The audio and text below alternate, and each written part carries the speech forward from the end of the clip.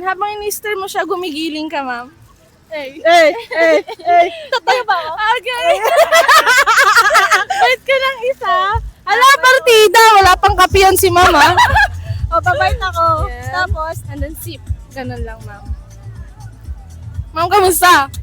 Grabe! Worth it ang dayo ko, guys. Tayo. From Canada to LU just to try this. Thank you, ma'am. So, ma'am, anong masabi mo dito sa Elio? Ang daming tao. Sobrang amazing! Better than Boracay! Saan ulit tayo?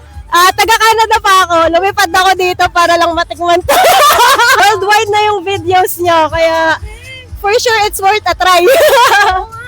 Lumipad ako ng 14 hours just to try this coffee. Anong masasabi mo na dito sa Elio daw nahahanap mo yung dawan mo? Nahanap mo yung dawan mo? Ay, meron na akong dawan. Taga dito din ka, ma'am?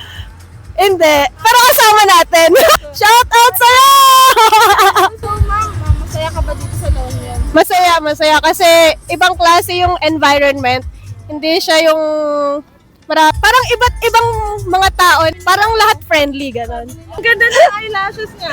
Kulay blue yan. Ma'am, bakit color blue? Para unique tayo, 'di ba? Hindi tayo kakalimutan ng tao. So, kumbaga ikaw, never mo makakalimutan. Ay, may bumili sa akin na blue yung lashes.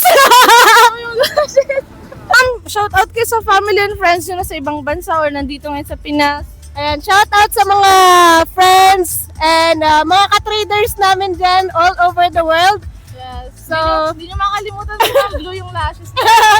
Follow niyo ako!